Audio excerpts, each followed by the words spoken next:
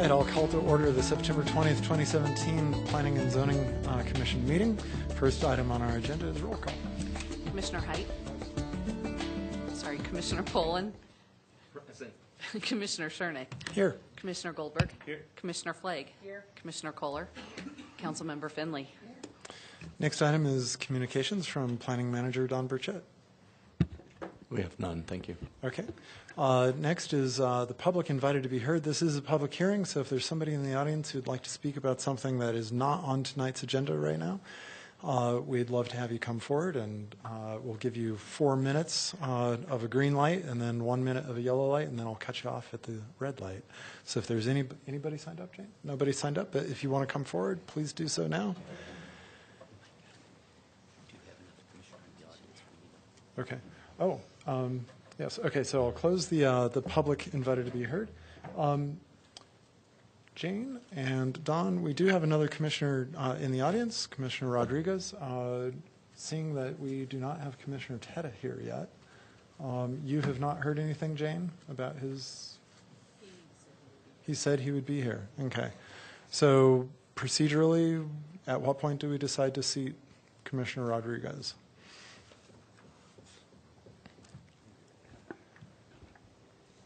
You can do it now if he's not here. Okay. Somebody's coming down the stairs. Okay. Okay, it looks like it's Commissioner Teta. So almost Commissioner Rodriguez. All right. Okay, next on our agenda is approval of the minutes from August 16, 2017. Any discussion about those minutes? Commissioner Poland. I move approval of the minutes from the August 16th meeting. Okay. Discussion or a second? I'll second Commissioner Goldberg seconds. All those in favor say aye who are present. Aye. Aye. Any nays? No. Any abstains? Commissioner Kohler? Okay, Commissioner Kohler abstains. Then next is item 6, the SVVSD Quail Road Annexation Zoning and Concept Plan PZR 2017-29 with Senior Planner Ava Parachevsky.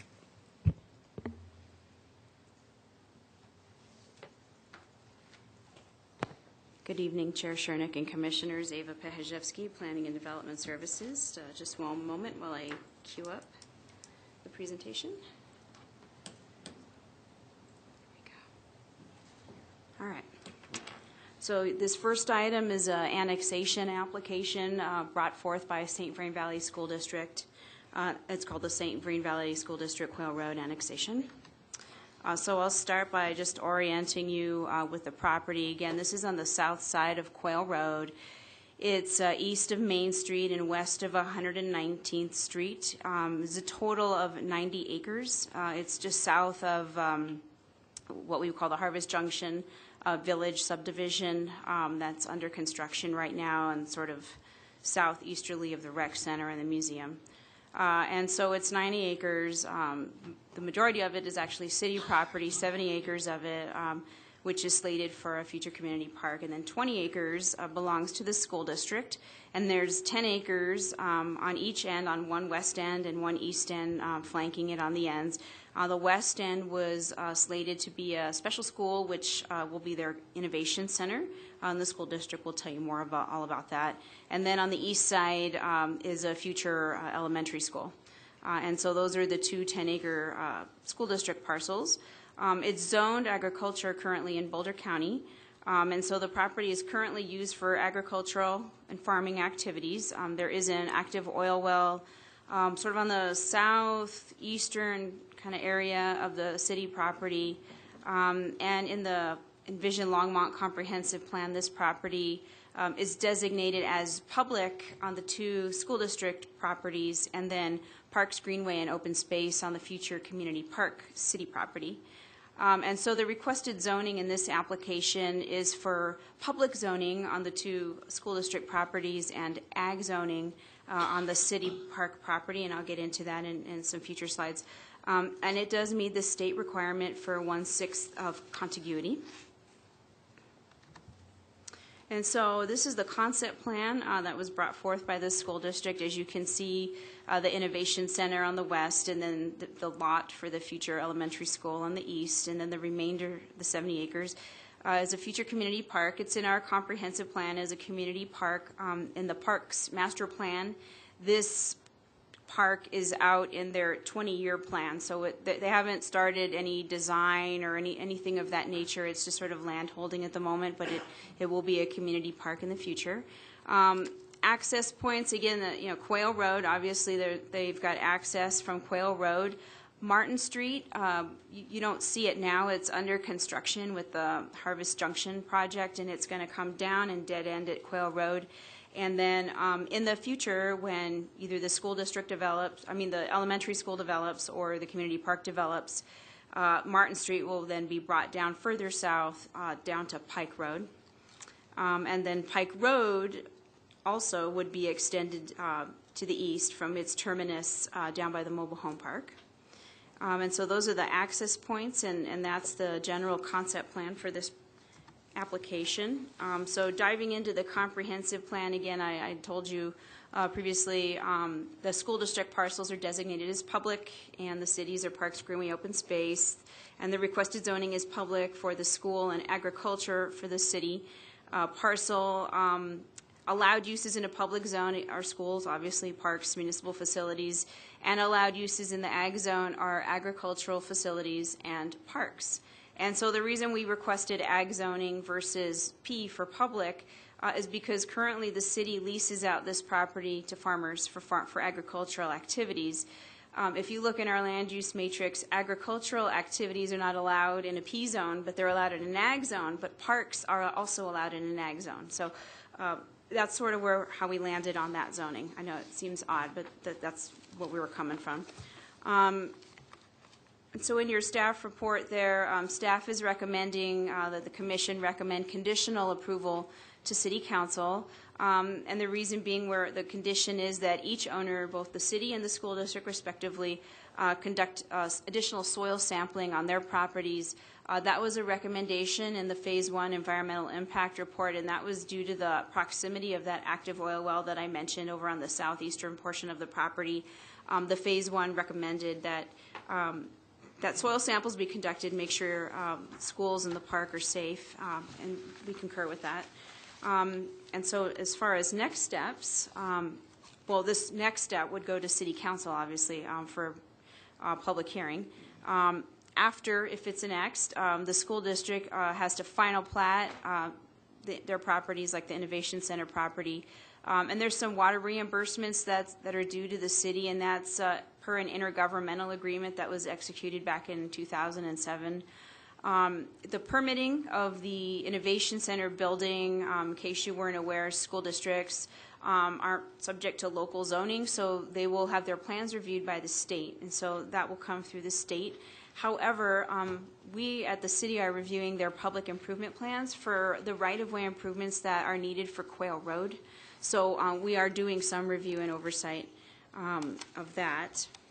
And so with that, I'm going to turn it over to Ryan Craigrid from St. Vrain Valley School District. He's going to tell you a little more about the review criteria for annexation, and then if you still have some questions after we're both done, we're happy to answer your questions. Thank you, Ava. Welcome, Mr. Craigrid. Let me get out of here. Cue you up.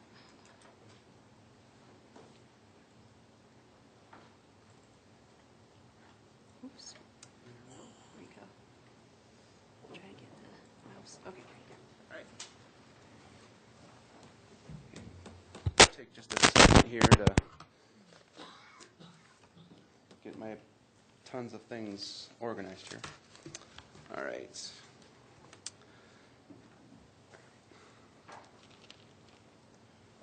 All right. Well, thank you very much. This has been quite a process, and we're very excited to have our annexation in front of you all this evening. The St. Vrain Valley School District's Innovation Center, this is an actual picture of one of the renderings for it here, and you're going to see it a few times during this slide presentation. Oops. So just jumping right into it, what is the Innovation Center? So this Innovation Center itself is underneath the classification of buildings at the St. Vrain School District called special buildings. And I think this building definitely meets that determination of special Because essentially what this building is going to be is to be the home for all of St. Vrain Valley School District's high-tech programs.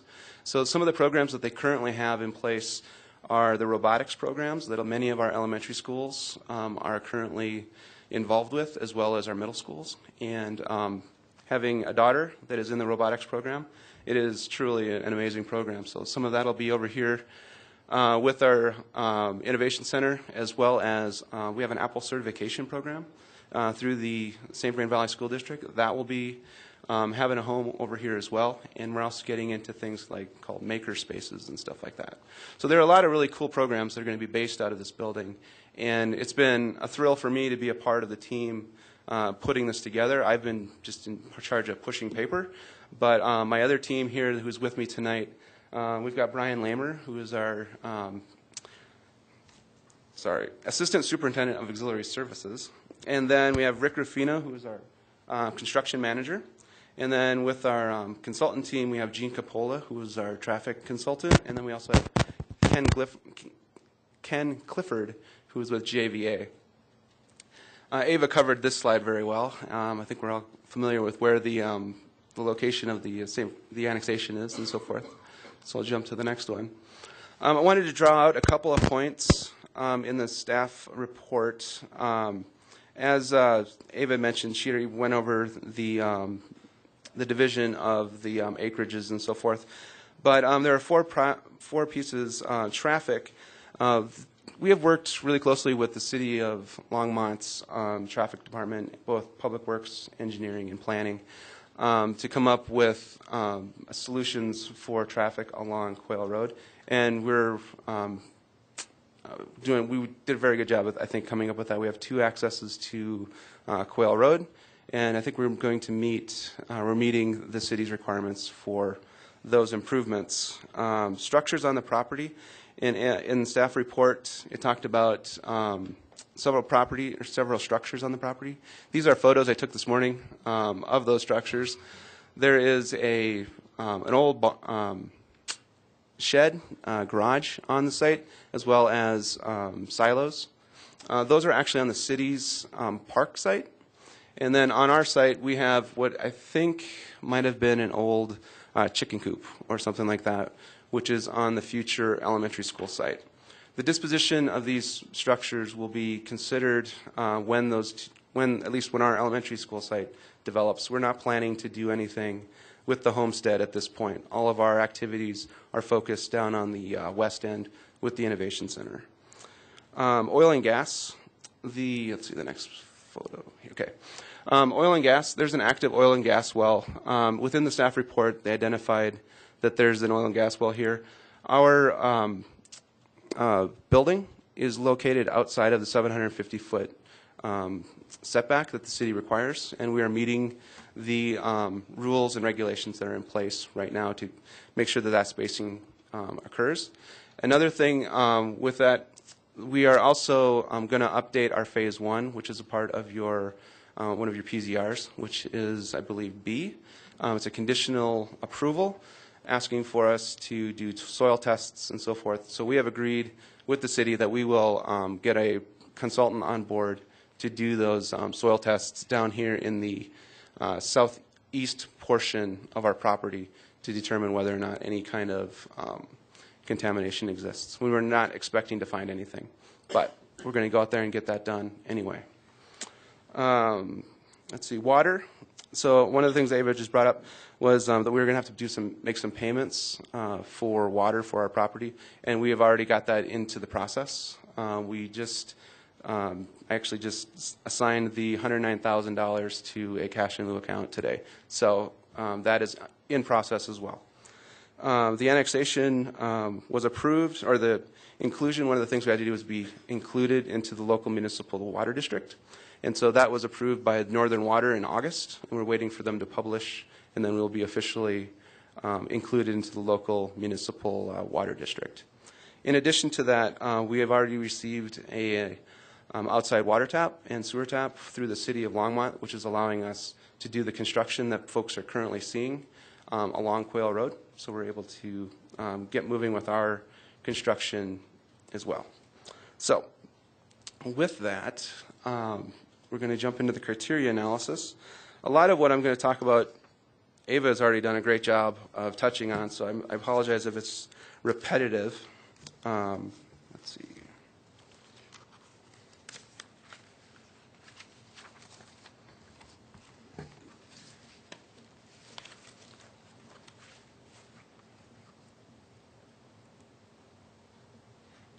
All right.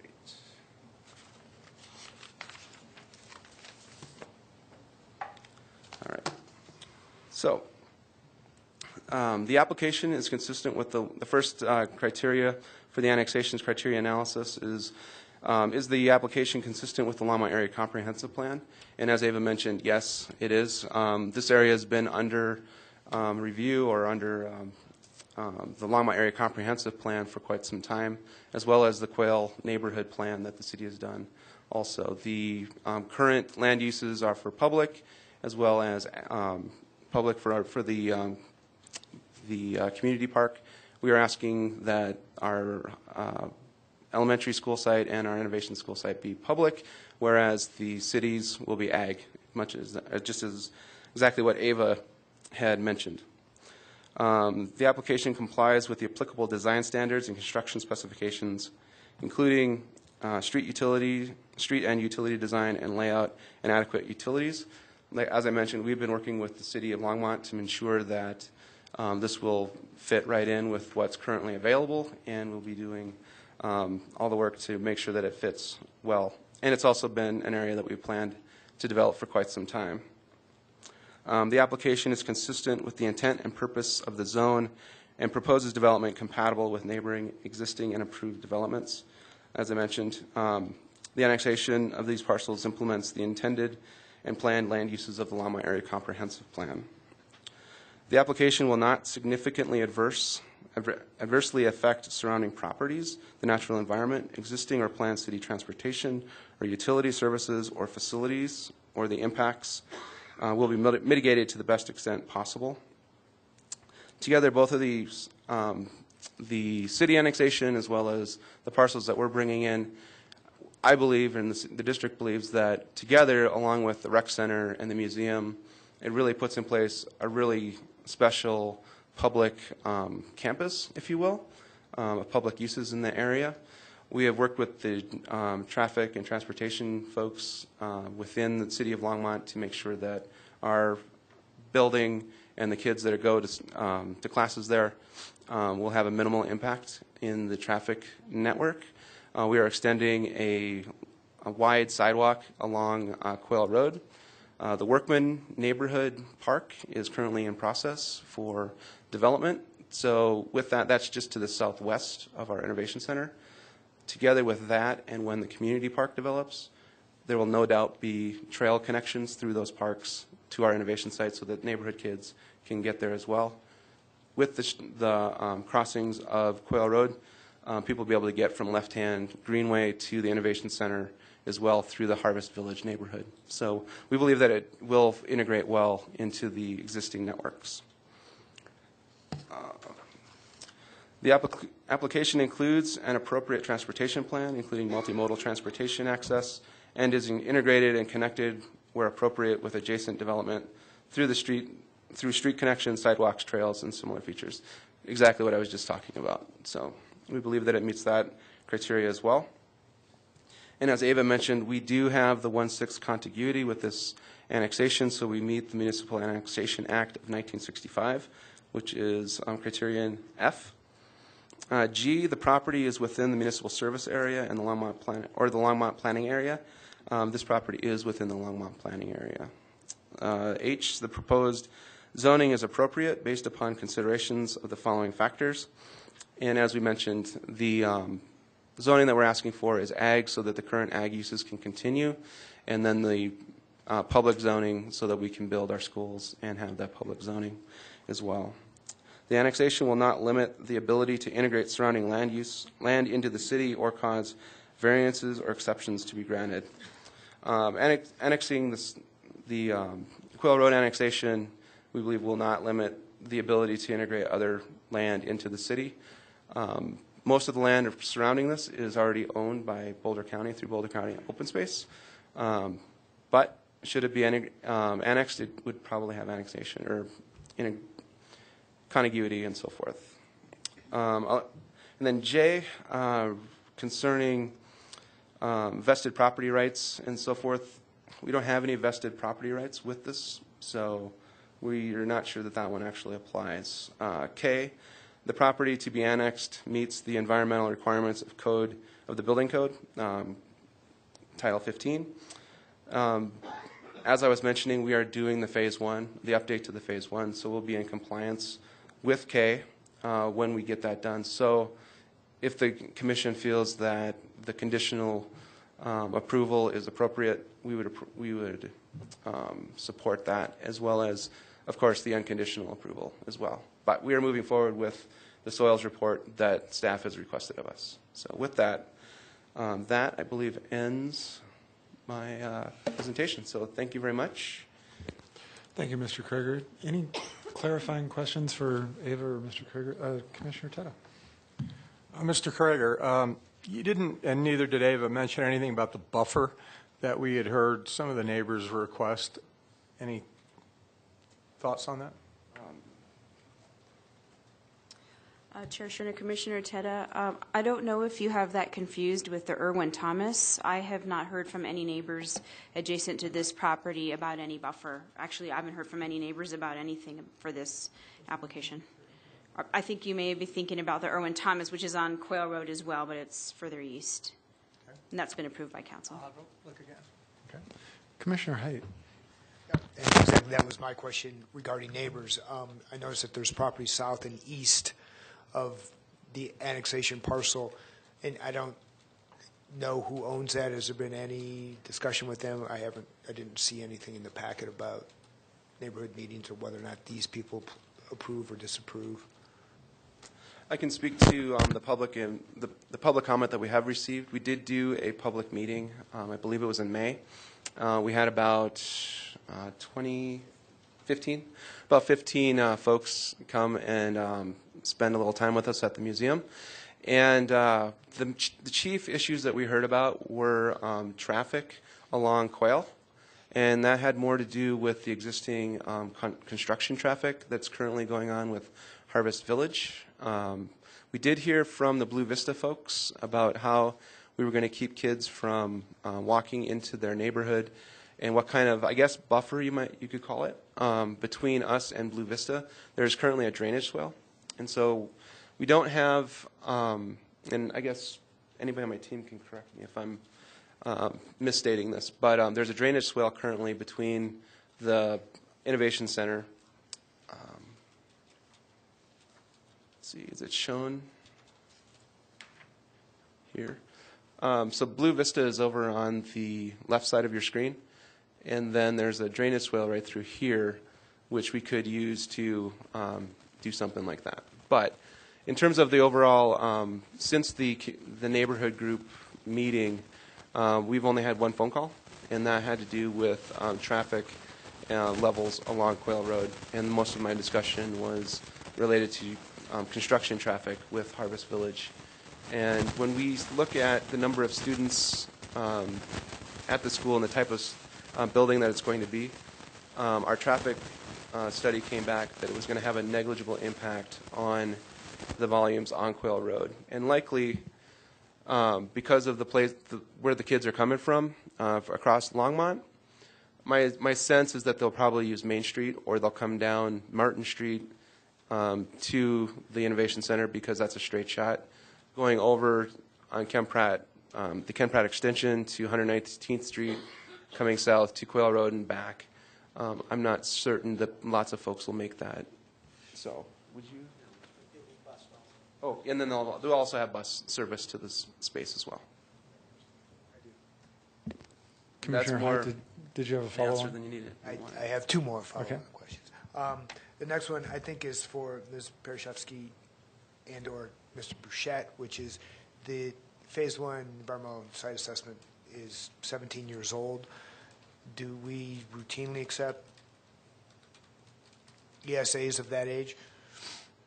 Chair Sherner, Commissioner Height, yes. The Development Review Committee, in particular our Public Works staff, looked at that, and we discussed it prior to them submitting an application. The reason they felt comfortable with accepting it was because nothing, literally nothing, has changed in 17 years. It's just been farmed, and the oil well has been there, and there have been no other different activities, extenuating circumstances, anything that would warrant, where we might want to take another look at that property. And so city staff did look at that, and they felt comfortable accepting it. However, they wanted to make sure that the recommendations were followed through in that report, and that's why we asked for the condition. And with regard to that recommendation, which was to do some soil sampling with respect to an oil well, in my experience at least, typically you don't,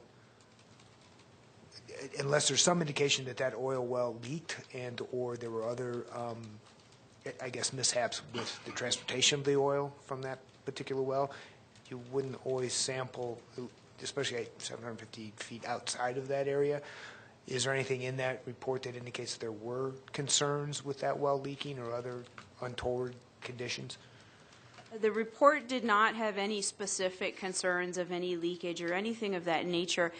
They wanted to err on the side of caution, and so that's why they recommended it in the report. But they had said the only reason we're recommending it is because of the proximity to the oil well. But they had no specific concern of something they had seen or studied.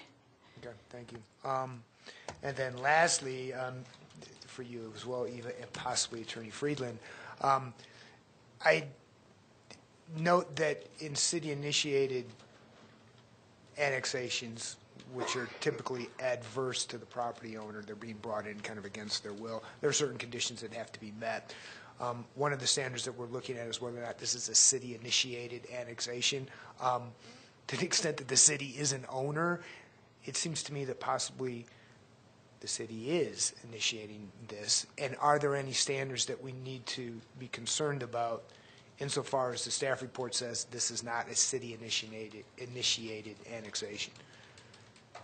Commissioner Haidt, yes, I can answer that. It's not a city-initiated annexation. It was annexed. It was initiated by the school district, and the reason for that is because there's an intergovernmental agreement between the city and the school district from 2007 that says when either of those two parcels develops for the schools, that the school district must file an annexation petition for their property and must also bring in the city's 70 acres for their park as well.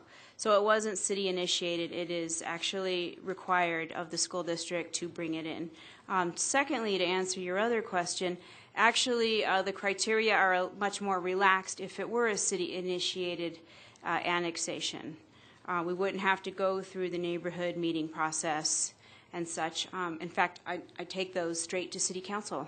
They don't even come to you. So actually this is a lengthier process by having the school district. I didn't mean to say they were more stringent. I just was recognizing that they're different standards. And I didn't know if we had to consider that or not. Thank you for your clarification. Anything else, Commissioner Haidt? Oh, okay. Anybody else? Commissioner Kohler. I'm not sure who best to address this actually, but I had read in the paper that there's a state application for proposed oil and gas development in this area. I'm just wondering if the city or the school district has given any thought to the future implications of that and their plans for this property. Yeah, Ryan Craig with St. Vrain Valley. Press the button. Ryan Craig with St. Vrain Valley School District Planning Department again.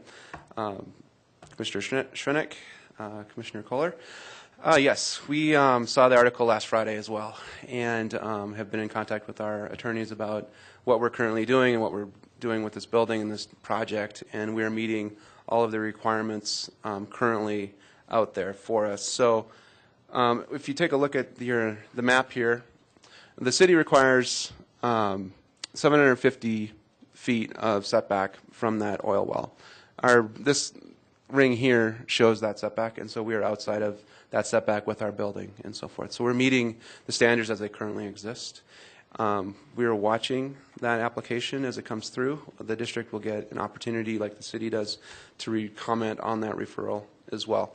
So, yeah, we're aware of it, and we're taking steps through the soil sampling, as well as making sure that our building meets all the different codes for the state, as well as here at the city as well. So, If it were to develop, is there anything to prevent them from getting too close to the future parcel for the school where you couldn't build the school there? No, the oil companies, when they locate their drilling sites and their wells and so forth, they have to be more than, or at 1,000 or more feet from a school building. We can build a school in varying distances, but the oil companies have to be outside of that 1,000-foot setback from our buildings. But there's nothing to protect your future site, I guess is what I'm getting at. Oh, because that one won't have been built for some time, it sounds like, or won't be built for some time. Yeah, it's not possible for us to know where the building envelope is going to be. So yes, you're correct. It could infringe on that site, but what I was saying before with our schools, we generally stick to the 1,000 feet setback as well, but we also see that more so in Weld County than in Boulder County at this point. We have to have some flexibility with the setbacks that we do with our buildings. So we try to stay as practically far from oil facilities as possible with our building envelopes. Not knowing where that oil company may drill, it's really hard for me to comment on that future site. So we'll be watching it very closely to ensure that that remains a buildable site. Okay. I guess, Ava, my follow-up might be for you. If a well were to come in too close and they weren't able to build a school on that site in the future, what other uses would there be allowed in that public zoning? So, Commissioner Kohler, in a public zone, municipal buildings, schools, things of that, public buildings would be permitted. But any occupied building is subject to our distance buffer requirement from oil wells. So we did see that in the paper as well. I don't really know if Dawn wants to respond. I mean, I know we have public works staff working on this. So. Chairman Shurnett, Commissioner Kohler, my understanding, again, from what we've seen in the paper and discussions with Public Works, is that the proposed site is south of this location. The expectation is that it's going to be a facility similar to what we see out in Weld County with the newer well pads, where they're going to do directional drilling to try to go in and hit the areas that currently either are only being accessed by one well, which isn't very efficient. So at least from what we have seen so far and heard, we don't expect that there's going to be a negative impact to the future school site until we get the application in and we have something that we can actually look at and comment on. We can't guarantee that. It's going to go through the review process. The best part is that not only will the city be looking at it from the interests of the city, but we'll be looking at it on its impact for the schools, but the school district will also have the ability to make a comment. So hopefully having two bodies that are getting a referral from Boulder County, that would have some potential effect on where those are located if it was going to render a problem with any future development on that site. Thanks. Commissioner Flagg. Ava, I think this is a question. I noticed that on the plan there, it shows an existing gravel road. And is that how the oil well area, the pad there, is accessed? Commissioner Flagg, I believe that is the path to the oil well. Okay, thanks. Yes, as you can see here on the aerial, Okay. much better. And is that road also part of the environmental statement that has to be studied? Yes, Commissioner Flagg. Everything within those property boundaries of the annexation were part of the Phase 1 environmental report. Commissioner Teta. There's a paragraph, Ava, that addresses the preliminary plat that should be required to be approved by us prior, but the state, is that, it goes to the state instead? Is that already in process? I know that we did a groundbreaking for the Innovation Center a couple weeks ago. Yes, Commissioner Teta, sorry. So we're going to put things in two different boxes. So the plat is one thing, and then the site plan is another. They do have to plat through the city, as far as I'm aware of, and as far as the intergovernmental agreement says, the property has to be platted. The plats usually run through City of Longmont. So that we can't plat the property until it's in our jurisdiction, because right now it's in Boulder County. So chicken and egg. So we have to do the annexation first, and then they can get us the plat, and then we'll work on getting that recorded. This is a public hearing item. I'll get back to you, Don, after we do this. Jane, do we have anybody signed up? Nobody signed up.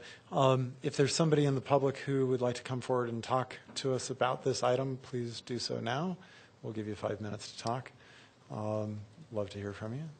Seeing nobody jumping up, we'll close the public hearing.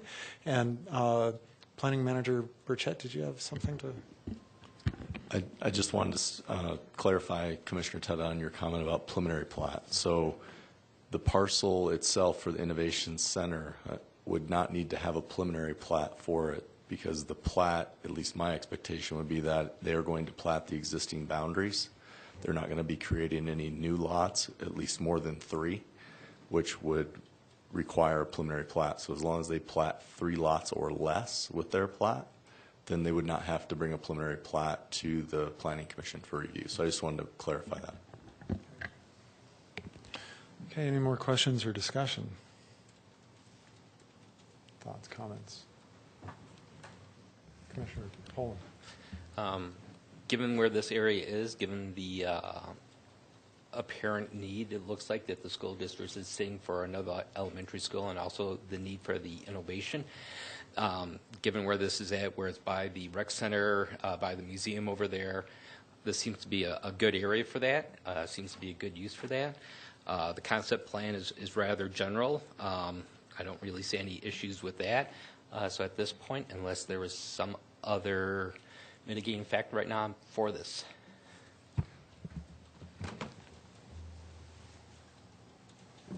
Others? Commissioner Goldberg. Yeah, I agree with Commissioner Poland.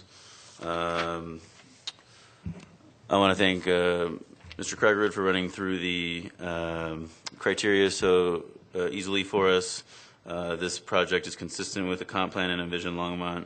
There's public and city use here consistent with the intent of the zone. It will not adversely impact the surrounding area and has a appropriate transportation plan along with the criteria that are identified specifically for an annexation, complies with the act. The property is within the Longmont planning area. The zoning is appropriate. It doesn't limit the ability of the surrounding area. There's no concerns with vested property right issues, and we still need to see the results of that soil study. So I'll be in favor of this. I'll chime in that it seems as though, I mean, given the fact that we have an oil well there that's active, I'd love to see a larger setback from it. I think everybody would. I know in our discussions about setbacks, et cetera, 1,000 feet was discussed for a long time. 750 feet is more of a compromise. But it does appear that the school district is doing its best to move the building as far away from that oil well as they can. So in that regard, I think they've done a best effort there. Any other comments? Commissioner Poland. At this time, I'd like to move approval of PZR 2017-29B with the condition that the soil sample is presented as mentioned by the 29B that's in the packet. Okay. All right, we have a motion on the floor. Commissioner Goldberg, seconded by Commissioner Goldberg. Any further discussion or comments, questions? Let's take a vote. Okay, that passes unanimously. This item will now be forwarded to the Longmont City Council for action. If you're unfamiliar with council procedures and intend to appear before council, please contact the Planning Division for further information at 303-651-8330. Thank you, Mr. Kriegerud, for your presentation. Thank you to all the members from the School District for coming tonight. Thank you, Ava, for helping us walk through this. We'll move forward with our agenda to item 7, which is Grace Church Conditional Use Site Plan PZR 2017-30 with planner Libby Tart Schoenfelder.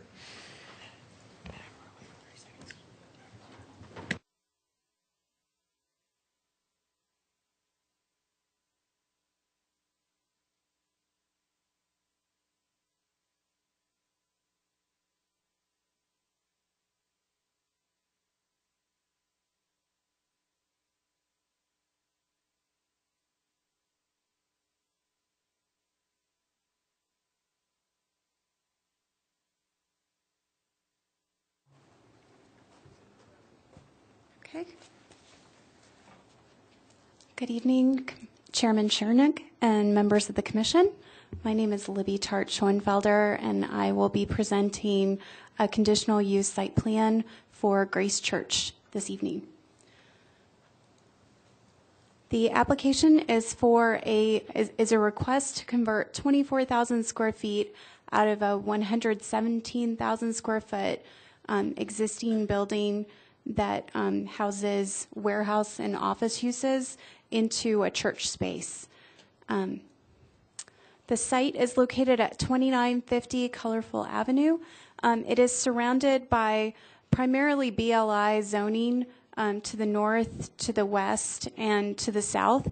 And then to the east is the limits of Firestone. Just to identify, the Smucker's plant is proposed to the north of this existing building. The existing building is called the Concepts Direct building, and it houses 2 occupants at the moment. And the current space that the church is looking at is vacant and has been for quite some time. So this is kind of a snapshot of the close-up of the affected area of the building, which is something that staff requested of the applicant. They are taking up 20.5% of the building, and the current site has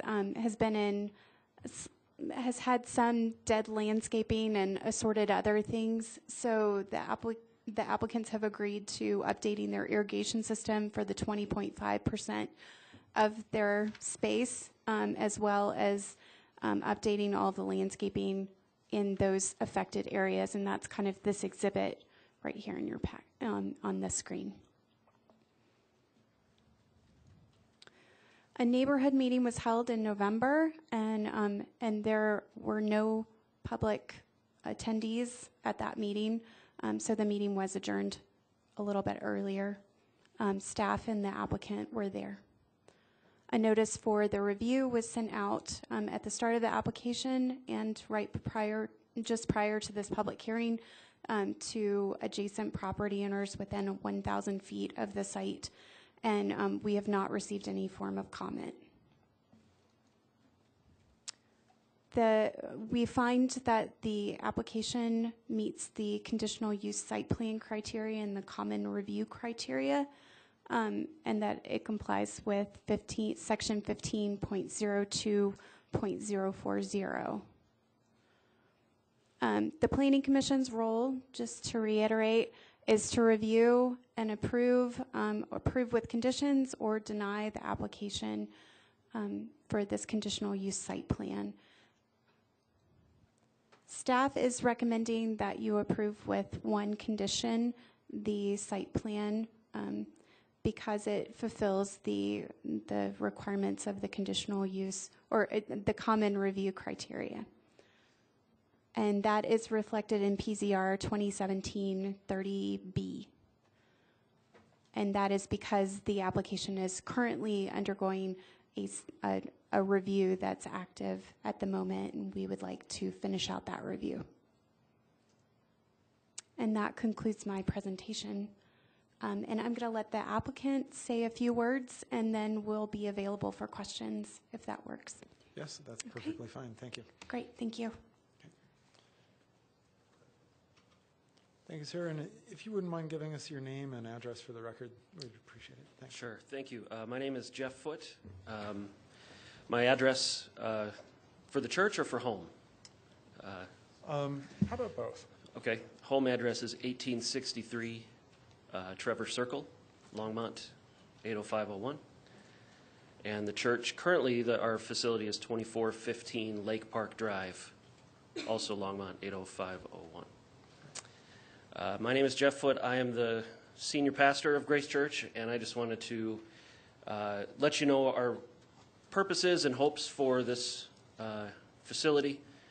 Grace Church has been a part of Longmont since 1963. We were founded. Our current facility was built the Lake Park facility was built in 1971.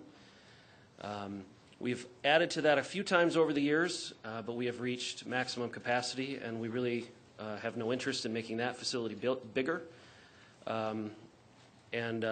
We have about 75 families that come from the other corner of Longmont. We are currently established there on Highway 66 just west of Hover. And so we're looking at places on the other corner of Longmont. And so this is the southeast side.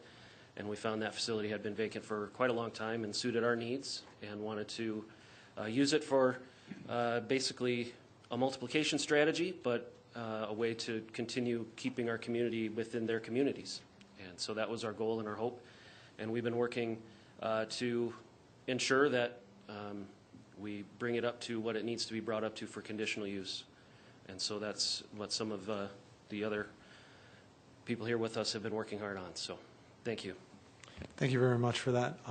Do we have any questions or at this time? Commissioner Flake. Libby, I'm wondering about the parking. This is shared building with another entity. So is the parking shared space, or will the other building be allowed to use this space area of parking or not? Sure, Commissioner Flake. It is a shared parking space. The other two occupants currently keep normal business hours, and the church will primarily be using the space on Sundays in the off hours. They have up to 240 seats with the church, and there are a little, I believe, according to my packet, I believe there are a little over 400 shared spaces within the greater center. Sure. Commissioner Kohler. I think this question is for you, Libby. Is there a turn, so for traffic going eastbound on Ken Pratt, is there a turn lane to turn into this site? There is let me queue up. Oh, my applicants are confirming yes. Okay. Was a traffic plan required as part of this application? No, it was not. There were not any identified traffic concerns. Okay. And then my other question is, are they just leasing the space? They are. That is correct. Okay. And so what triggered, I guess, the need for a review by the commission? Is it just because it's a church, or is it the volume? Religious uses are considered a conditional use in the business light industrial zone, and that's why you're seeing it this evening. Okay. And Libby, I have a question for you. In your report, you say, as of the second review, the majority of the site issues are resolved, and I didn't understand the next part. An updated ALTA survey is still underway to comply with the 2016 FEMA request. Can you explain that for me? And Commissioner Shernick, that has been resolved. Okay. I should have provided some form of an update to clarify, but there was some confusion about whether or not they needed to bring everything into conformance with the 2016 FEMA maps. And then our engineer did clarify that the 2012 were adequate. Okay.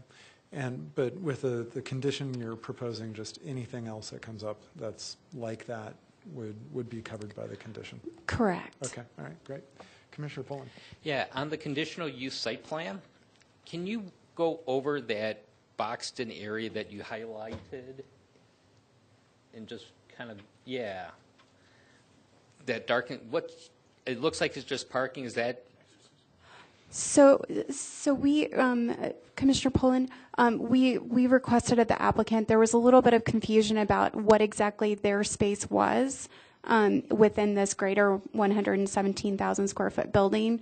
And upon learning that several pieces of landscaping are dead out there, and it appears maybe the irrigation was turned off or broken, we did ask them to provide kind of a diagram indicating where their fair share of the 20.5% of updated landscaping would go.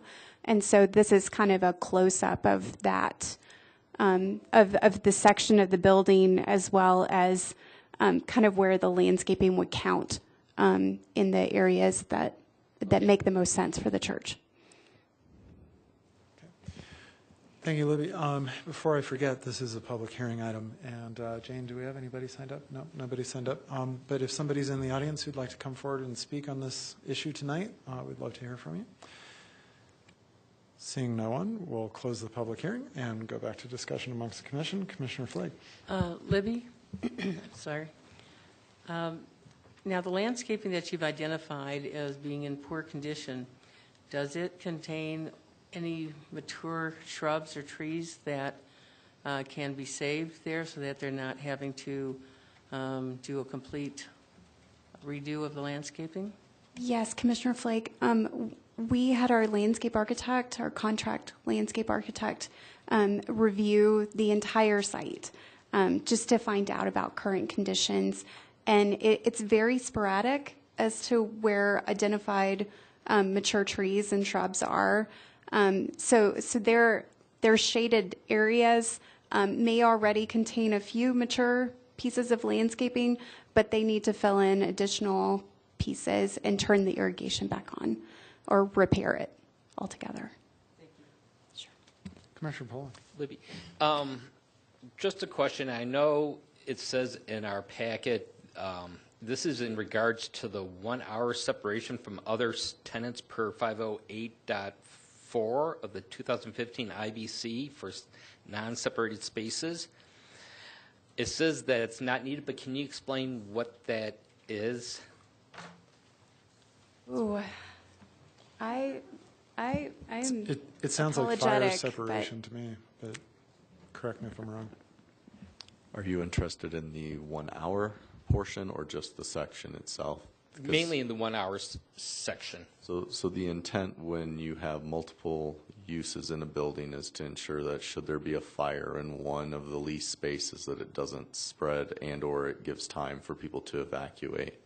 So the 1 hour separation would be improvements to the wall area within this facility that would give them a 1 hour separation in case of a fire.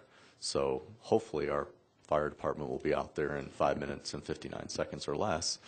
And that 1 hour time is going to actually prevent and protect the area from any damage. But that's the reason for asking for those improvements to be done. Okay, thank you. Great. Thank you, Don. Commissioner Kohler. Yeah, I just have one last question. Will there be any signage for the church off the actual property, like down by the highway or anything like that? They have not indicated that, but I will defer that question to the church itself.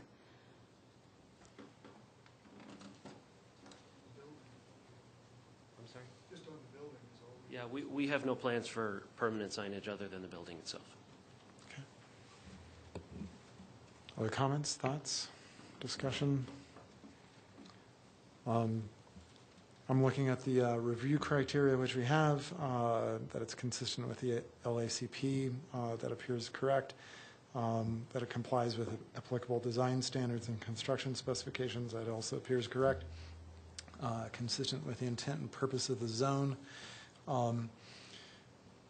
Personally, I don't really see any conflict between this use and what's currently happening out there, and even if it were a very busy BLI zone, I don't see any conflict between these uses.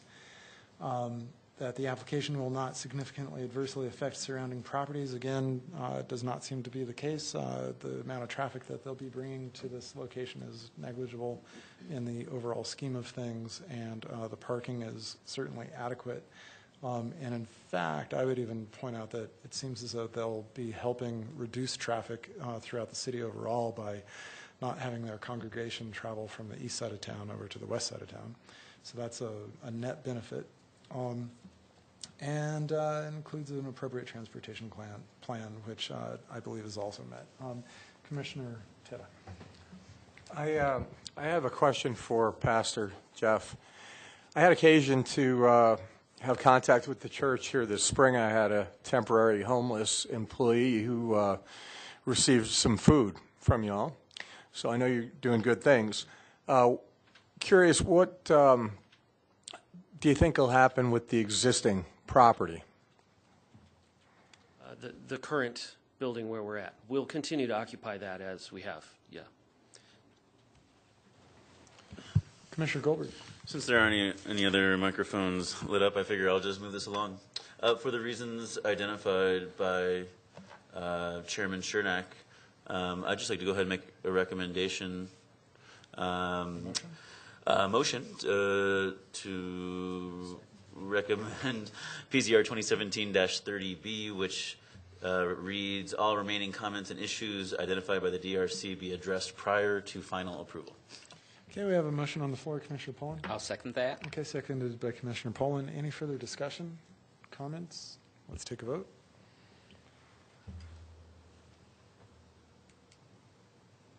Okay, that passes unanimously 7-0.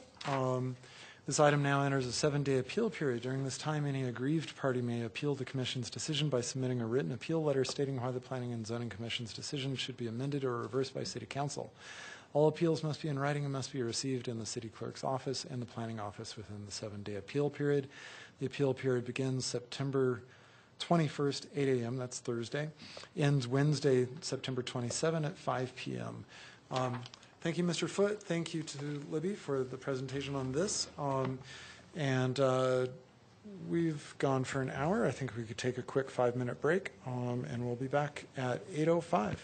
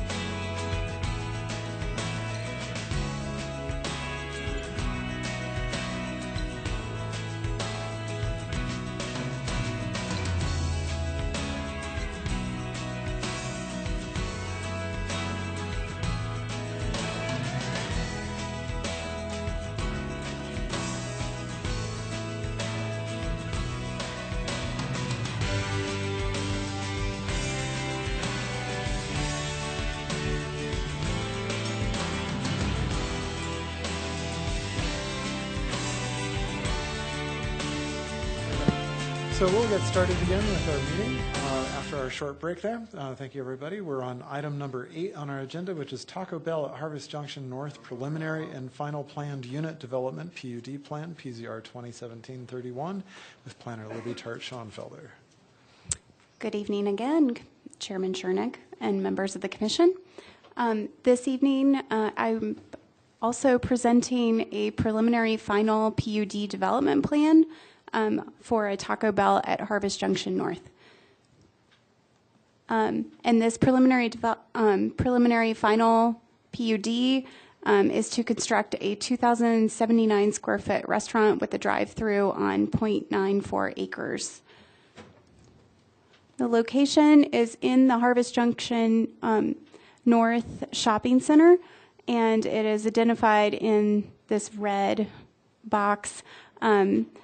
The bulk of the shopping center is developed on the west side, but there are still several pad sites on this east side that are under application review or under development. You have the BioLife up here, and there is an active application for a Hilton Garden Inn to the north. The surrounding area is all identified in the Harvest Junction North as PUD commercial. And this proposal is for 0.94 acres. It is undergoing a replat, an administrative replat application as well, that is tracking at the same time for a split of this lot into 2 lots. But the zoning is retained, and we do not have any present application under review for the secondary lot.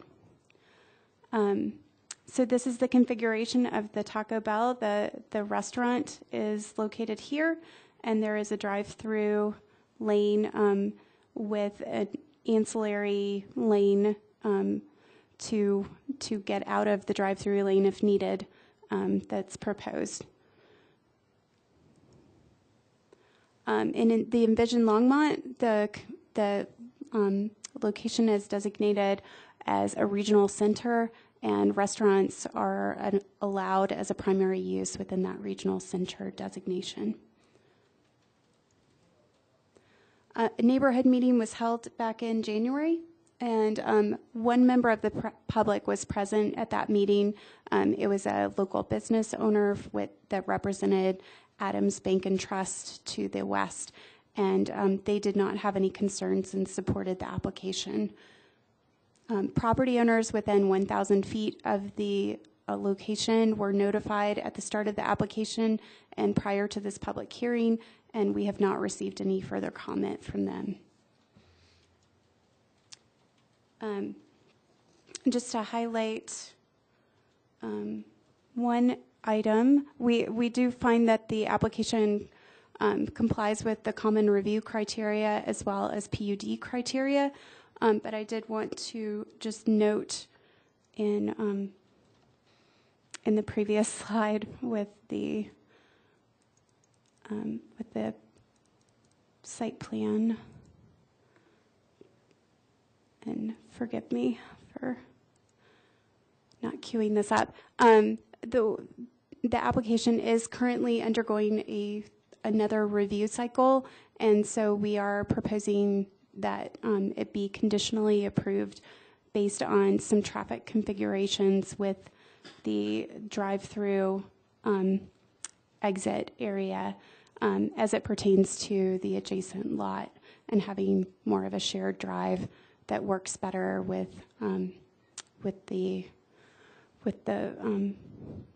traffic return over here. And we did have a few additional comments related to some sidewalk connections and reconfiguring those areas as well. And the applicant has agreed to accepting these conditions, but we are under a review and are still soliciting comment from our DRC.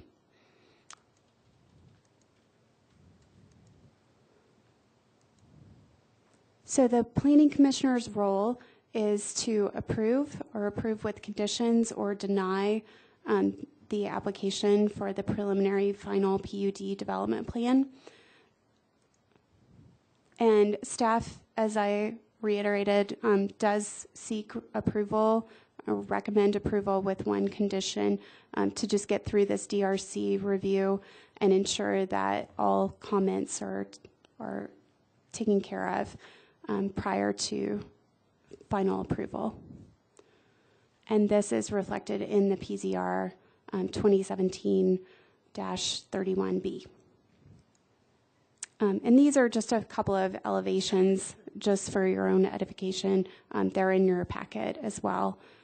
We did work quite extensively with the Harvest Junction team on making sure that the elevations were compatible with the remainder of the shopping center in accordance with the PUD. And that ends my presentation, and if you have any questions, I'm happy to answer those right now. Is the applicant going to make a presentation?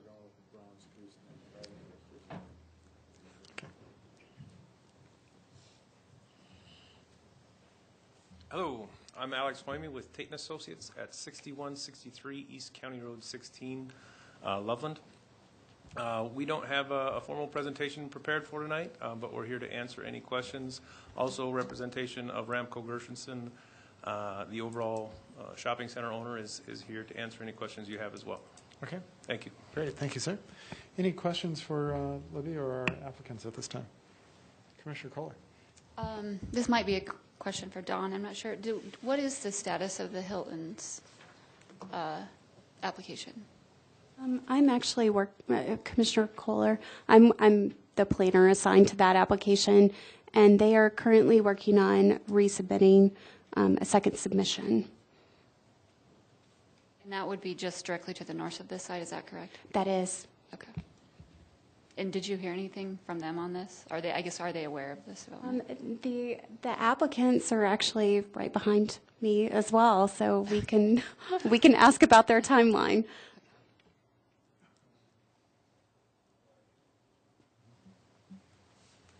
Alex Hoyme with Tate again. The Hilton submittal just went back in on Thursday.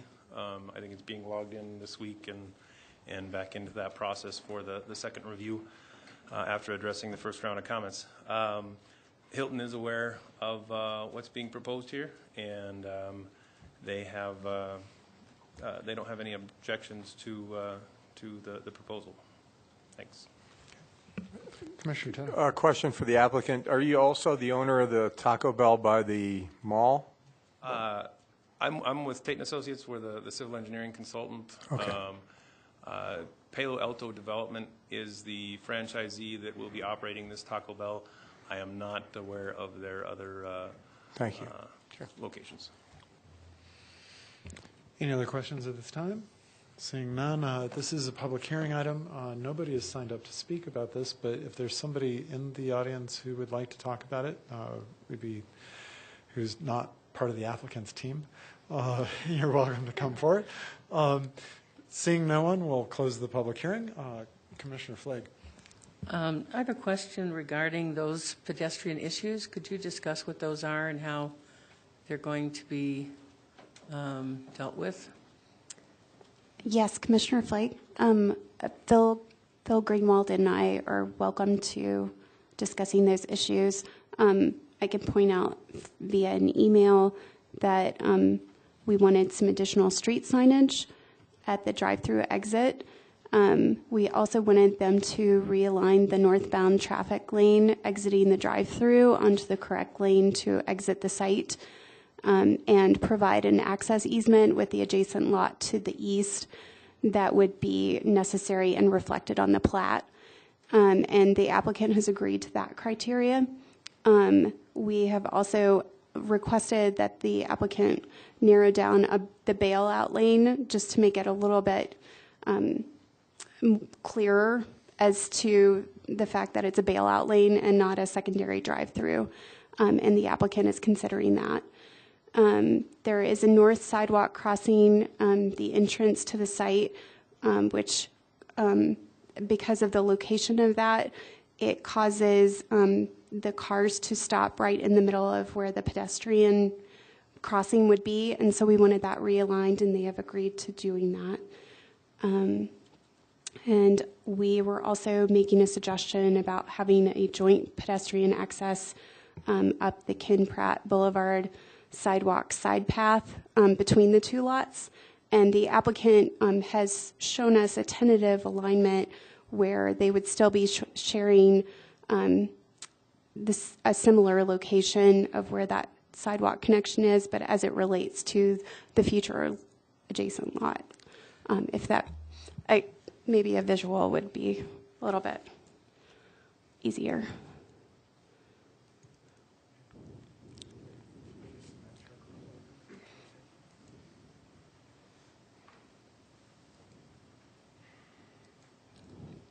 So there's a trail connection over here, and rather than having separate trail connections, we were suggesting combining that trail connection and maybe straddling it between the two lots. And so the applicant has agreed to evaluate some additional sidewalk connections to get into that pedestrian pathway on the south. Okay. And I'll let Phil add any addendums. Good evening, Chair Shernick, Commissioners, Commissioner Flagg, Phil Greenwald, Transportation Planner with the city. Just to add one last thing, there is, when you look at this configuration, this does show the pedestrian access would have to cross the drive-through. So that's what we're trying to avoid is have that pedestrian access cross to the east and then combine with the future building. And once we get the plans for the future building piece, we'll be able to better show that connection. We're going to show this connection for now as it's required, but we are working with the applicant to reconfigure that with the next site submittal. Commissioner Flake. So, Phil, are there sidewalks planned all along that length of the private drive there or not?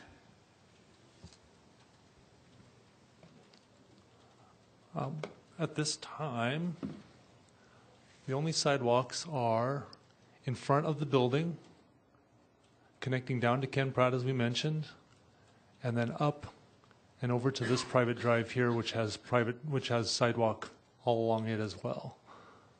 And then this building will make sure that it gets connected as well with the pedestrian pieces, and that they connect both to Ken Pratt and to the sidewalk on the north as well. Sorry. And along that private drive going to the east as well? The private drive to the north, that's the main drive for all these properties, yes. Okay, thank you. Phil, can you explain to me a little better on this diagram the changes that are being proposed about the bailout lane and what the problems are there? Chair Shernick, sure. The issue is that the configuration as it's currently shown basically allows this to also be a drive lane, a driveway, as it were. So you'll have stacking in this portion, and then it's kind of unclear what happens with this portion if you can just drive through and then kind of get out that way. So what we'd like to do is have everyone who's not using the drive-through take this access and only maybe put some striping or something in here just to delineate that this is actually just a drive-through, and if people do change their mind before they get to the order board, that they can then bail out, as it were, and go along the outside. And this is something that the applicants asked for, and pretty adamant about keeping that width there for that bailout piece of it. So, but we're just asking that as you enter the drive-through, it's clear that you're entering a drive-through and not just trying to take this roundabout way to get out of the site or go through the site. So I'm a little confused. If somebody comes out of the drive-through and they're heading north, right there where you have your arrow, then they suddenly have to jog over to not hit an oncoming car, right? That was one of our major concerns when we first, when we saw this final review piece, we looked at this and said, this isn't going to work for exactly the reasons you stated. And so what we've been shown now is that they are going to share and widen this out. And so this drive-through, both the drive-through and then the bailout lane will both come over here into a more the street configuration as you'd expect it. And they'll have another drive access behind this building that's proposed to the east. So, we haven't seen the final configuration of that, but that we will get a full width roadway, and that we won't have this opposing traffic kind of playing chicken with each other in those lanes. Okay. I mean, it's a lot of fun in like Jason Bourne movies, but it's not fun at Taco Bell. Any other comments, questions, discussion? Yeah, we've already done the public hearing part. Commissioner Goldberg. Oh, I think I jumped the gun here a little bit. I guess I don't have any concerns with this project before, so now that my mic's on, I might as well do something. Because this project meets the common review criteria, it's consistent with the comp plan, complies with the design standards, consistent with the intent of the zone, does not adversely affect the surrounding properties, and has an appropriate transportation plan, and feels like navigating that a little bit. And because it meets the preliminary PUD criteria, which is that it complies with the design standards, it will not limit the ability to integrate the surrounding lands, and there's no phasing to this development. I'll be in support of this project. Commissioner Poland. I'm in agreement with Commissioner Goldberg on all the things that he mentioned there. So I lost it here, so let me come back and find it. I am going to move that we approve PZR 2017-31B with the one condition: all remaining comments and issues identified by the DCR are addressed prior to the final approval. Okay, we have a motion on the floor to approve PZR 2017-31B. I'll second. Seconded by Commissioner Teta. Any further questions, comments, discussion? Let's take a vote. Okay, that passes unanimously 7-0. This item now enters a 7-day appeal period. During this time, any aggrieved party may appeal the Commission's decision by submitting a written appeal letter stating why the Planning and Zoning Commission's decision should be amended or reversed by City Council. All appeals must be in writing and must be received in the City Clerk's office and the Planning Office within the 7-day appeal period. The appeal period begins Thursday, September 21 at 8 a.m., ends Wednesday, September 27th at 5 p.m. Thank you to the applicants for presenting and answering questions for us tonight. Thank you, Libby, for both of your presentations tonight. We will move on with the rest of our agenda, if I can find it. It's the final call for public invited to be heard. No one has signed up. Anybody in the audience that I have not seen wants to come forward? Seeing no one, we will close the final call for public invited to be heard. Items from the commission. I just wanted to make a pitch for the email we all got from Joni Marsh about the CML training. Commissioner Height chimed in via email that it's very good. I attended that training along with Commissioner Goldberg. It is excellent. I learned a lot about Robert's Rules of Order, actually. So if anybody, Jane told me at the break that if anybody would like to do that training, she needs to hear from me by Friday. But it's superb. Anything else from anybody else on the commission? I had a question for Don. Okay, go ahead. Commissioner Goldberg. Hey, Don. We've had a lot of these PZRBs where it's like, yeah, we approve, but there might be some comments that come up, or there needs to be some things that we need to settle. Are A's just kind of off the table? Is it kind of just standard to just put B's now and to deal with anything that might be outstanding, or are A's in our future? I'm not hung up on it, by the way. Chairman Chernak, Commissioner Goldberg, members of the commission, I think that what you're seeing is a result of the workload right now that we have with the number of projects that are in our system, and also trying to be considerate of the applicants that are in the system. A third review, which is what I believe this one would have ended up being for them to go through to submit to us to get it completely clean so we could have had an A PZR, would have cost them about another month. Right now, they were able to get the hearing scheduled. They were able to make their revisions, turn them in so that Phil could start looking at them currently while we're doing this review. Have you have your review of the use, determine whether or not there was any other concerns, other items that we needed to make sure were addressed. and it gave them an ability to get out. If we would have waited just starting the review of that project now, it probably isn't going to get the comments out until probably the first week of October, which means we would have been here in November for PZ, which meant that the appeal period ending would have been after Thanksgiving, which meant they wouldn't have finished up until December. So for them, that's quite a length of time. So we're trying to be a little considerate there. I know sometimes these sound a little squirrely, and I know that you're putting your faith in us and that when we're telling you that we believe that the items that are outstanding can be addressed by staff and not impact what you've approved, we appreciate that. But I also want to let you know that if we ran into a problem where what they told us they could do or what we believed could be done and meet code, if that could not happen, it would come back. And they would then have to present back to you to get an amendment to the approvals. So that's what we're trying to do. You've heard my soapbox before, but when I counted up today, currently just in active projects that are being processed right now by the planners, we have 42 projects that are in our system. That doesn't count the new ones that have just come in. We got, I think, 8 new projects turned in this last week that were complete, plus some additional projects that we know are coming in this week. So it is right now, we're swimming as fast as we can, and this is one way we're trying to be considerate of our applicants as well. So if you have concerns with that, just let us know. But we're trying to be careful in the projects that we do bring up, and some of them we have said we won't take up because we believe there are still issues that we are afraid would not get them through any quicker unless we address them now.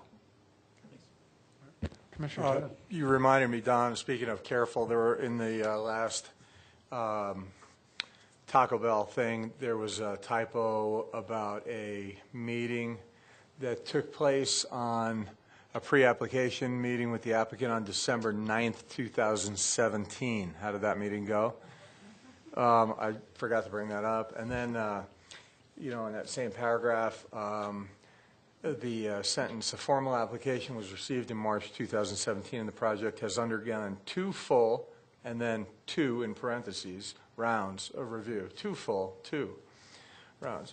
Just typos and stuff. Just something I was going to ask about. I think you answered them. We'll try to be better in catching those, so sorry about that. Okay. Well, all those things would be nice to have all the ducks in a line, but we also know that typos do occur, so we appreciate your best efforts here. Sure. Any further items from the commission?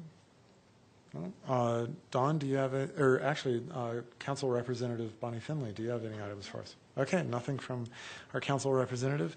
Any items from our planning manager? The only thing I wanted to say is, again, thank you for everybody who's willing to come next week for the code discussion early.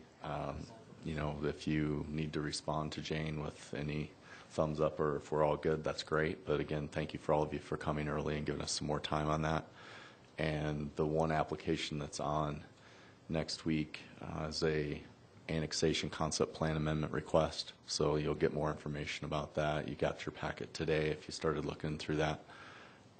But since we only had the one item that got bumped to that meeting, we felt that putting the code on there, having an hour for you to talk about it before the meeting started, and then if you finish up and you still have some things you'd like to talk about, it gives you a little bit more time to talk about some of the code stuff if you'd like. So that was our thoughts there. So thank you for giving us an extra night.